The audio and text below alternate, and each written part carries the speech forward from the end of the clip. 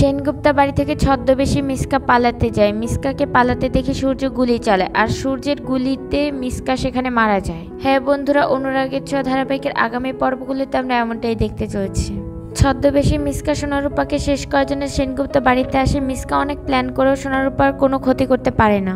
মিসকা দীপাকে বীরের হত্যাকারী বানিয়ে জেলে পাঠিয়ে দেয় আর বলে দীপা এবার জেলেই পড়ে থাকবে আর এই সূর্যকে আমি কিডন্যাপ করে অনেক দূরে নিয়ে যাব। সোনারূপাকে বাঁচানোর জন্য সূর্য আমার কাছে আসবেই আর তখনই সূর্যকে বিয়ে করে নিব। এদিকে দীপা কোর্টে নির্দোষ প্রমাণ হয় এবং কোর্ট থেকে দীপাকে ছেড়ে দেওয়া হয়। এই খবরটি মিসকা জানতে পেরে অবাক হয়ে যায়। মিসকা বলে দীপা কোর্ট থেকে ছাড়া পেয়ে গেছে, এবার আমি আর সেন বাড়িতে থাকতে পারবো না।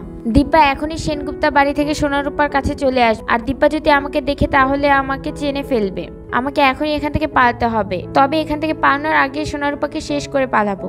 এই কথাটি বলে মিসকা সোনারূপাকে শেষ করার জন্য তাদের রুমে যায় এবং তাদের দিকে বন্দুক তাক করে ঠিক তখনই সেখানে দীপা চলে আসে।